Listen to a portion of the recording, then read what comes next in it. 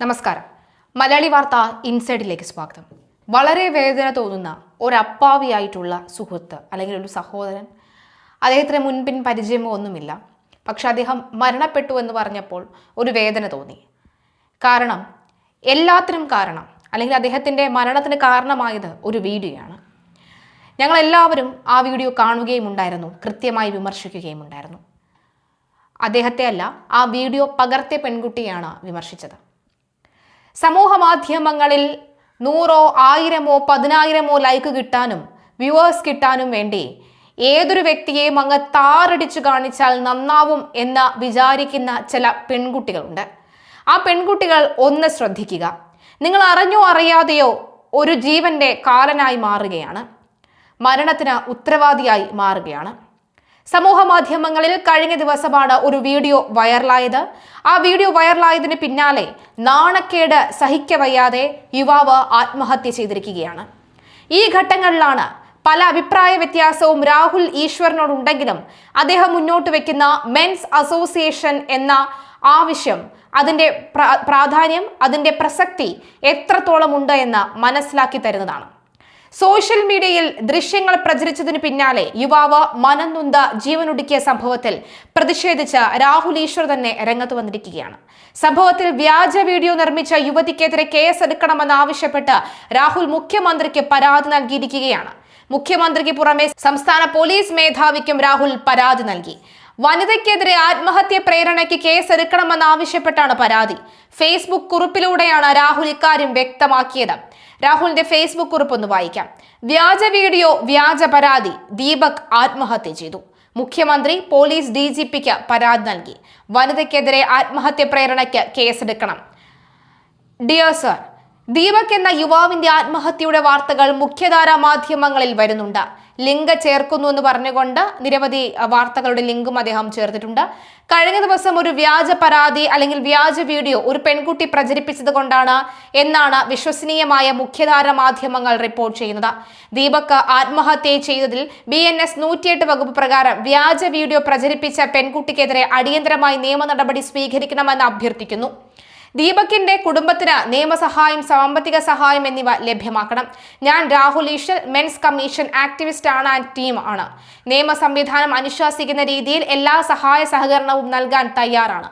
കോഴിക്കോട് ഗോവിന്ദപുരം സ്വദേശി ദീപക് എന്ന 41 വയസ്സുകാരനാണ് സോഷ്യൽ മീഡിയയിൽ വൈറലായ വീഡിയോയ്ക്ക് പിന്നാലെ ആത്മഹത്യ ചെയ്തത്.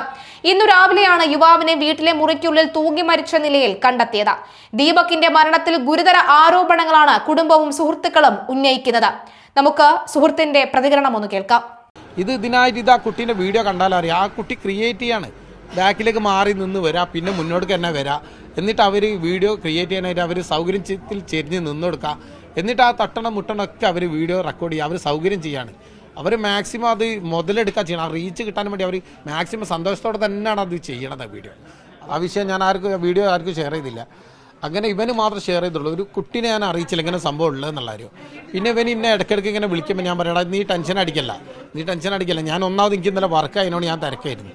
നീ ടെൻഷൻ അടിക്കണ്ട, ഞാൻ വരാം, ഞാൻ വന്നിട്ട് നമുക്ക് സംസാരിക്കാമെന്ന് പറഞ്ഞു. അങ്ങനെ വൈകിട്ട് അവന് പിന്നെ വൈകിട്ട് വിളിച്ചില്ല. പിന്നെ ഞാൻ എന്താണെന്ന് വെച്ചിട്ട് വർക്ക് കഴിഞ്ഞിടയ്ക്ക് നല്ല ബാക്ക് പെയിൻ ആയതിനെ കൊണ്ട് ഞാൻ എന്താക്കി, അവൻ വിളിച്ചിട്ടുണ്ടെങ്കിൽ എന്തായാലും ഞങ്ങൾ ഇവിടെ എവിടെ പോയിരിക്കും, മാനഞ്ചേറിൽ, പൊതുവെ മാനഞ്ചേറ ബീച്ചിൽ പോയിരിക്കുന്നതാണ്.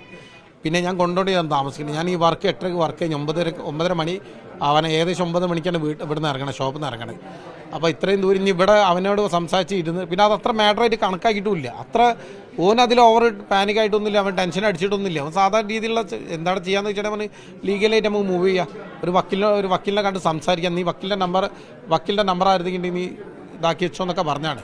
എന്നിട്ട് ഞായറാഴ്ച വരാം, ഞായറാഴ്ച നമുക്ക് എന്തായാലും സംസാരിക്കുക, ഈ വിഷയം സംസാരിക്കുക. തൽക്കാലം നീ എന്തായാലും ഇത് പുറത്തേക്ക് ഇറങ്ങണ്ട, നീ വീട്ടിലിരുന്നാണ്. ഇതിപ്പോൾ വൈറലായതല്ലേ. ഇനിയിപ്പോൾ മാനഞ്ചേരക്ക് പോയിട്ടുണ്ടെങ്കിൽ ആൾക്കാർ എന്തെങ്കിലും തരത്തിലുള്ള സംസാരം വരണ്ടെന്നുള്ള രീതിയിൽ ഞാൻ പറഞ്ഞു, നീ അവിടെ നിന്ന് നിൽക്ക്, നാളെ രാവിലെ ഞാൻ വീട്ടിലേക്ക് വരാം, വന്നിട്ട് ഞങ്ങൾക്ക് ഒരു അഡ്വക്കേറ്റിനെ കാണാം, സംസാരിക്കുക, ലീഗലായിട്ട് പ്രൊസീഡ് മുന്നോട്ട് പോകാമെന്ന് പറഞ്ഞിട്ടുള്ളൂ. അത് പറഞ്ഞ് ഞാൻ നേരെ വീട്ടിൽ പോയിട്ട് ഫോൺ 2 സ്വിച്ച് ഓഫ്. എനിക്ക് ടയർഡ് ആയതുകൊണ്ട് രാവിലെ ഞായറാഴ്ച ദിവസമാണ്, ലീവുള്ള ദിവസമാണ്, ആരും കോൾ ചെയ്ത് ബുദ്ധിമുട്ടിക്കേണ്ട വെച്ചിട്ട് ഞാൻ ഫോൺ സ്വിച്ച് ഓഫ് ആക്കിയിട്ട് കിടന്നതാണ്. ഇന്ന് രാവിലെ ഫോൺ 6 മണിക്ക് അലാറം അടിഞ്ഞ് ഫോൺ ഓണായാടാണ് എനിക്ക് കോൾ വരുന്നത്, ഇങ്ങനെ സംഭവിച്ചു എന്ന് പറഞ്ഞിട്ട്. ഇവനാണെങ്കിൽ ഇവിടെ ആകെ അച്ഛനമ്മ മാത്രമേ ഉള്ളൂ, പ്രായാധികമുള്ള അച്ഛനമ്മ മാത്രമേ ഉള്ളൂ, വേറൊരു റിലേറ്റീവും ഇല്ല. അവർ രണ്ടാളും അവന് മാത്രമേ ഇവിടെ താമസിക്കാനുള്ളൂ. വേറെ ആരുമില്ല. പിന്നെ എന്തെങ്കിലും സഹായം കാര്യമൊക്കെ ഉണ്ടെങ്കിൽ അവൻ ഞങ്ങളെ വിളിക്കും, റൂട്ട് പോയിട്ട് ഞങ്ങളെ വിളിക്കും, ഞങ്ങളിവിടെ അടുത്തുള്ളവരാണ്, വേഗം വരൂ, അങ്ങനെയൊക്കെ ഉള്ള ഇതാണ്. ഇതിങ്ങനെ ഒരു സംഭവം എന്തായാലും സ്വപ്നത്തിൽ പോലും വിചാരിച്ചിട്ടില്ല. ഇതിന് പിന്നിൽ എന്ത് പ്രവൃത്തി ആര് ചെയ്തതായാലും അത് തക്കതായ ശിക്ഷ കിട്ടണം. അത് ഏത് രീതിയിലായാലും അവർക്ക് അതിനുള്ള ഇതവിടെ എത്തണം, റീച്ച് അവിടെ എത്തണം. ഇത് ജനങ്ങൾ അറിയണം. മുന്നോട്ട് പോകണം എന്നാണ് ഞാൻ കരുതണത്. അത് തന്നെ ഇപ്പോൾ ഈ അച്ഛനമ്മേൻ്റെ അഭിപ്രായം കൂടി ചോദിച്ചിട്ടേ ചെയ്യുള്ളൂ. കാരണം ഞാനൊരു സുഹൃത്ത് എന്ന നിലയിൽ എൻ്റെ ഭാഗത്ത് എനിക്ക് നല്ല പ്രതിഷേധമുണ്ട്. എൻ്റെ ഒരു മനവിഷമം വെച്ചെങ്കിൽ പിടുത്തം വിട്ട മനവിഷമാണ്. പക്ഷേ സുഹൃത്ത് എന്ന നിലയിൽ ഞാൻ മിണ്ടാതെ നിൽക്കുകയാണ്. അച്ഛനമ്മേൻ്റെ അഭിപ്രായം ചോദിക്കൂ, കേസായിട്ട് മുന്നോട്ട് പോകാൻ ഞങ്ങൾ പൂർണ്ണമായിട്ട് അതിൻ്റെ കൂടെ നിൽക്കൂ. ഏതറ്റ വരെ പോകാൻ പറ്റുമോ അത് അറ്റ വരെ പോവുകയും ചെയ്യും. എന്തായാലും ഇത് ഇനി ആവർത്തിക്കാൻ പാടില്ല. ഇത്തരം പ്രവണതകൾ ചെറിയ കാര്യങ്ങളായിട്ട് പോകുക. അല്ലെങ്കിൽ പ്രതിഷേധം ഉണ്ടെങ്കിൽ ആ സമയത്ത് അറിയിക്കുക. ബസ്സിലുള്ളവരാണെങ്കിലോ സ്റ്റേഷനിലായിട്ടോ അവരെ അറിയിക്കുക, എങ്ങനെ സംഭവിച്ചിട്ട് അതിനെതിരെ പറയാം. അതൊക്കെ ഇതിനൊക്കെ നമ്മൾ നിയമത്തിലൊക്കെ സംവിധാനങ്ങളില്ലേ, അവരെ വിളിച്ച് ശകാരിക്കുക, അവരോട് മാപ്പ് പറയുക, ഇതൊക്കെ ഉണ്ടല്ലോ. ഇനി അഥവാ അറിഞ്ഞ് ചെയ്തതാണെങ്കിൽ, അറിയാതെ ചെയ്തതാണെങ്കിൽ പരസ്പരം സംസാരിച്ചാൽ തീർക്കാനുള്ള പ്രശ്നങ്ങളുള്ളൂ. ഇതിനായിട്ട് ആ കുട്ടീൻ്റെ വീഡിയോ കണ്ടാലറിയാം. ആ കുട്ടി ക്രിയേറ്റ് ചെയ്യാണ്, ബാക്കിലേക്ക് മാറി നിന്ന് വരിക, പിന്നെ മുന്നോട്ട് തന്നെ വരിക.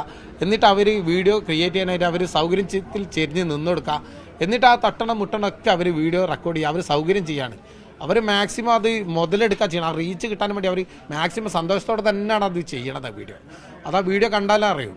എന്നിട്ട് അവർ പിറ്റേ ദിവസം ഒരു വീഡിയോ ഇടുക. അത് ഞാൻ ഇന്നലെ വൈകിട്ടാണ് എൻ്റെ വേറെ സുഹൃത്ത് കുവൈത്ത് നിന്ന് അയച്ചതാണ്. ഇങ്ങനെ ഒരു വീഡിയോ കാണുന്നത് തന്നെ ആണോ വെച്ചിട്ട്. എന്നിട്ട് അതിനെ പറ്റിയിട്ട് ആ പെൺകുട്ടി ന്യായീകരണം തരാണ്. ഇത് ഞരമ്പ് രോഗികളുണ്ട്, ഇങ്ങനെ ഉണ്ട്, അങ്ങനെ ഉണ്ട് പറഞ്ഞിട്ട്. ഇത്തരക്കാരാണ് ഞരമ്പ് രോഗം. അവർക്ക് അവരെ റീച്ച് കിട്ടാന്നുള്ള ഒരേ ഒരു മനോഭാവം ഉള്ളൂ. അവർക്ക് ഒരാളെ ജീവിതം ഈ പാവപ്പെട്ട അച്ഛനമ്മക്ക് ഞാനുണ്ട്. സംഭവത്തിൽ കോഴിക്കോട് മെഡിക്കൽ കോളേജ് പോലീസ് അസ്വാഭാവിക മരണത്തിന് കേസ് രജിസ്റ്റർ ചെയ്തിട്ടുണ്ട്. ഗോവിന്ദപുരത്തെ സെയിൽസ് മാനേജറായ യുവാവ് ജോലി സംബന്ധമായ കാര്യങ്ങൾക്കായി കഴിഞ്ഞ വെള്ളിയാഴ്ച കണ്ണൂരിൽ പോയിരുന്നു. തിരക്കുള്ള ബസ്സിൽ ദീപക് ലൈംഗിക അതിക്രമം കാണിച്ചെന്നാരോപിച്ച് ഒരു യുവതി സെൽഫി വീഡിയോ പകർത്തിയിരുന്നു. അതിന്റെ അടിക്കുറിപ്പ് ഇനി സമൂഹത്തിന് ഇയാളെ വിട്ടുതരുന്നു എന്നായിരുന്നു. ഈ വീഡിയോ സോഷ്യൽ മീഡിയയിൽ വ്യാപകമായി പ്രചരിച്ചിരുന്നു. ദീപക് കടുത്ത നിരാശയിലും ആയിരുന്നുവെന്നാണ് സുഹൃത്തുക്കൾ പറയുന്നത്. എന്നാൽ ദീപക് അത്തരത്തിൽ മോശമായി പെരുമാറിയില്ല എന്നാണ് നാട്ടുകാരുടെ പ്രതികരണം. അതേസമയം ദീപകിന്റെ വീഡിയോ പകർത്തി യുവതി പ്രതികരണവുമായി രംഗത്തെത്തിയിട്ടുണ്ട്. യുവാവ് തനിക്ക് നേരെ ലൈംഗിക അതിക്രമം കാണിച്ചെന്നാണ് യുവതി പറയുന്നത്. ശരീരത്തിൽ സ്പർശിച്ചത് തെറ്റായ ഉദ്ദേശത്തോടെയാണെന്ന് ബോധ്യപ്പെട്ടത് കൊണ്ട് തന്നെയാണ് വീഡിയോ ചിത്രീകരിച്ചത്. പയ്യന്നൂർ വെച്ചായിരുന്നു സംഭവം. വടകര പോലീസിൽ വിവരം അറിയിച്ചിരുന്നു. വീഡിയോ പകർത്തുന്നത് യുവാവ് കണ്ടതാണ്. അതോടെ ബസ്സിൽ നിന്ന് ഇറങ്ങി വേഗത്തിൽ നടന്നു. തുടർന്നാണ് വീഡിയോ പോസ്റ്റ് ചെയ്തതെന്നും യുവതി പറഞ്ഞു. എന്തായാലും സമൂഹ മാധ്യമങ്ങളിൽ ഈ വീഡിയോ വൈറലായിരുന്നു. ദൃശ്യം പ്രചരിച്ചതിന് പിന്നാലെ യുവാവ് ആത്മഹത്യ ചെയ്യുകയായിരുന്നു.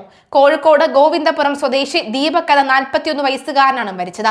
ബസ്സിൽ വെച്ച് ദീപക് ലൈംഗിക അതിക്രമം കാട്ടിയെന്ന് യുവതി പരാതിപ്പെട്ടിരുന്നു. യുവതി ചിത്രീകരിച്ച വീഡിയോ സോഷ്യൽ മീഡിയയിൽ പോസ്റ്റ് ചെയ്യുകയും ഇത് വൈറലാക്കുകയും ചെയ്തു.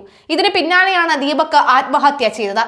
ഞായറാഴ്ച രാവിലെയാണ് ഗോവിന്ദപുരത്തെ വീട്ടിൽ ദീപകിനെ തൂങ്ങി മരിച്ച നിലയിൽ കണ്ടെത്തിയത്. അച്ഛനും അമ്മയും മാത്രമേ വീട്ടിൽ ഉണ്ടായിരുന്നുള്ളൂ. രാവിലെ എഴുന്നേൽക്കാത്തതിനെ തുടർന്ന് മുറി മുട്ടി നോക്കിയപ്പോൾ തുറന്നിരുന്നില്ല. അതിനുശേഷം അയൽക്കാരുടെ കൂടി സഹായത്തോടെ തുറന്നു നോക്കിയപ്പോഴാണ് ദീപകിനെ തൂങ്ങി മരിച്ച നിലയിൽ കണ്ടെത്തിയത്. മെഡിക്കൽ കോളേജ് പോലീസ് സ്ഥലത്തെത്തി മേൽ നടപടികൾ സ്വീകരിച്ചു.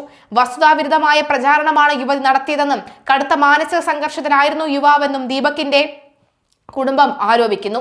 സംഭവത്തിൽ അസ്വാഭാവിക മരണത്തിന് കോഴിക്കോട് മെഡിക്കൽ കോളേജ് പോലീസ് കേസെടുത്തിട്ടുണ്ട്. കഴിഞ്ഞ വെള്ളിയാഴ്ചയാണ് കണ്ണൂരിലേക്കുള്ള യാത്രയിലാണ് തിരക്കുള്ള ബസ്സിൽ വെച്ച് ദീപക് അപമര്യാദയായി പെരുമാറിയതെന്ന യുവതി പരാതിപ്പെട്ടത്. ദുരുദ്ദേശത്തോടെ യുവാവ് ശരീരത്തിൽ സ്പർശിച്ചെന്ന വടകര പോലീസ് പരാതിയും നൽകി. ബസ്സിൽ നിന്നും യുവതി ചിത്രീകരിച്ച വീഡിയോ സോഷ്യൽ മീഡിയയിൽ പോസ്റ്റ് ചെയ്തിരുന്നു. ഇത് വ്യാപകമായി പ്രചരിച്ചു. പിന്നാലെ ദീപക് കടുത്ത മനോവിഷമത്തിലായിരുന്നുവെന്ന് ബന്ധുക്കളും സുഹൃത്തുക്കളും പറയുന്നു. തിരക്കുള്ള ബസ്സിൽ വെച്ചാണ് യുവതി വീഡിയോ ചിത്രീകരിച്ചത്. ഈ വീഡിയോയിൽ ദീപക് അപമര്യാദയായി പെരുമാറിയെന്നായിരുന്നു ആരോപണം. ഈ വീഡിയോ ഇൻസ്റ്റഗ്രാമിലും മറ്റ് സോഷ്യൽ മീഡിയകളിലും വലിയ രീതിയിൽ പ്രചരിച്ചിരുന്നു. എന്നാൽ വീഡിയോ കണ്ടവരും വ്യത്യസ്ത അഭിപ്രായമാണ് രേഖപ്പെടുത്തിയത്. ദീപക് നിരപരാധിയാണെന്നും വീഡിയോ തെറ്റായ രീതിയിൽ പ്രചരിക്കപ്പെട്ടതാണെന്നും ബന്ധുക്കൾ തന്നെ പറയുന്നു. കണ്ടന്റ് ക്രിയേഷന് വേണ്ടിയാണ് യുവതി വീഡിയോ എടുത്തതെന്നും ദീപകിനെ അറിയുന്നവർക്ക് അദ്ദേഹം ഇത്തരക്കാരനല്ലെന്ന് അറിയാമെന്നും അവർ കൂട്ടിച്ചേർത്തു. കണ്ണൂരിലെ ഒരു വസ്ത്ര വ്യാപാര സ്ഥാപനത്തിലെ സെയിൽസ് മാനേജർ ആയിരുന്നു ദീപക്. ജോലി സംബന്ധമായ ആവശ്യത്തിന് പോകുമ്പോഴാണ് ഈ സംഭവം ഉണ്ടായത്. കണ്ടന്റുകൾക്കായി യുവതി മനഃപൂർവ്വം മുന്നോട്ട് കയറി വന്ന ദീപകിനെ സ്പർശിക്കുകയായിരുന്നുവെന്നാണ് ബന്ധുക്കൾ പറയുന്നത്. വീഡിയോ പുറത്തു വന്നതോടെ ദീപക് വലിയ മാനസിക വിഷമത്തിലായിരുന്നുവെന്നും സുഹൃത്തുക്കളുടെ അടക്കം ഇക്കാര്യം പങ്കുവച്ചിരുന്നെന്നും ഇന്നലെ രാത്രിയിലും ഇക്കാര്യത്തെക്കുറിച്ച് പലരോടും സംസാരിച്ചിരുന്നുവെന്നും ദീപക് ജോലി ചെയ്യുന്ന സ്ഥാപനത്തിന്റെ മേധാവി അടക്കം ദീപകിനെ കുറിച്ച് നല്ല അഭിപ്രായം മാത്രമാണുള്ളത്. എന്നാൽ ബസ് യാത്രക്കിടെ ദീപക് എന്ന യുവാവ് തന്നോട് മോശമായ രീതിയിൽ പെരുമാറിയെന്ന് ഇപ്പോഴും യുവതി തറപ്പിച്ചു പറയുന്നു. അതറിയാതെ പറ്റിയതല്ല, മറിച്ച് മനഃപൂർവ്വമാണെന്ന് തനിക്ക് ബോധ്യപ്പെട്ടതിനെ തുടർന്നാണെന്ന് പരാതിപ്പെട്ടതും ഈ വീഡിയോ പോസ്റ്റ് ചെയ്തതെന്നും യുവതി തന്നെ പറയുന്നു.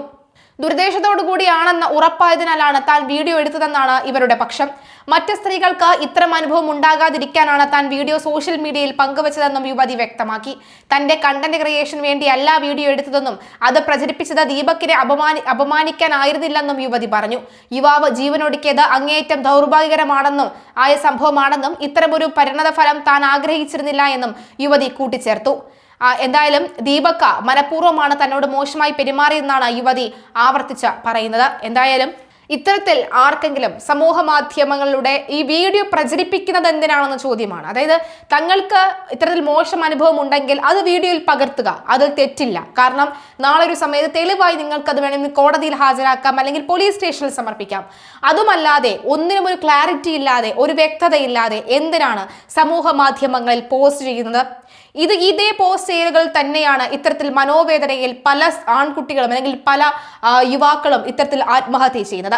പെണ്ണ് കേസ് അത് പെട്ട് കഴിഞ്ഞാൽ അത് നാറ്റക്കേസ് തന്നെയാണ്. എത്ര വെള്ളത്തിൽ കുളിച്ചാലും എത്ര നല്ലവനും നാട്ടുകാർ ഇനി ഒരുമിച്ച് പറഞ്ഞാലും അത് താൻ തെറ്റ് ചെയ്തിട്ടില്ലെന്നുണ്ടെങ്കിൽ അത് ഏറ്റവും കൂടുതൽ വലിയ തെറ്റായി തന്നെ അയാൾക്ക് തോന്നുക ചെയ്യും. കാരണം കേസ് മറ്റൊന്നുമല്ല, പെണ്ണ് കേസ് തന്നെയാണ്. അങ്ങനെ തന്നെയാണ് മോഷണ ശ്രമവും. മോഷണ ശ്രമത്തെക്കാൾ ഒരുപടി കൂടുതൽ തന്നെയാണ് പെണ്ണ് കേസ് എന്ന കാര്യത്തിൽ യാതൊരു സംശയവുമില്ല. അതും തനിക്ക് അറിയാത്ത ആളുകൾ പോലും ഒരു 100 പേർ നല്ലത് പറഞ്ഞാൽ അതിൽ 2 പേർ കുറ്റം പറഞ്ഞാൽ മതി, അതൊരു പക്ഷേ ആ യുവാവിനെ താങ്ങാവുന്നതിനും അപ്പുറമായിരിക്കും. എന്നാലും ഇനിയും ബസ്സിൽ യാത്ര ചെയ്യുന്ന സ്ത്രീകൾക്ക് ഇത്തരം അനുഭവങ്ങൾ അല്ലെങ്കിൽ അവരെ മോശമായ രീതിയിൽ തന്നെ മനഃപൂർവ്വം വേണമെന്ന് വെച്ചുകൊണ്ട് മോശമായ രീതിയിൽ സ്പർശിക്കുന്ന ആളുകൾ ഉണ്ടാകും. വീഡിയോ എടുക്കുന്നതിൽ തെറ്റില്ല, പക്ഷെ അത് സമൂഹ മാധ്യമം വഴി പ്രചരിപ്പിക്കുന്നത് എന്തിനെന്ന ചോദ്യമാണ് ഉയരുന്നത്. നിങ്ങൾ പോലീസ് വഴി ഡീൽ ചെയ്യുക, പോലീസ് സ്റ്റേഷനിൽ പരാതിപ്പെടുക. ഇനി നിങ്ങൾക്ക് ആ യുവാവിന്റെ വീട്ടുകാരെയാണ് അറിയിക്കണമെന്നുണ്ടെങ്കിൽ, ആ യുവാവ് തെറ്റ് ചെയ്തിട്ടുണ്ടെങ്കിൽ പോലീസുകാർ വഴി അറിയുകയാണെന്നുണ്ടെങ്കിൽ ആ വീട്ടുകാരോട് ഇക്കാര്യം അറിയിക്കുക. അല്ലാതെ സോഷ്യൽ മീഡിയയിലിട്ട് എന്തിനാണ് ഈ വധം നടത്തുന്നത് എന്ന ചോദ്യമാണ് ഉയരുന്നത്.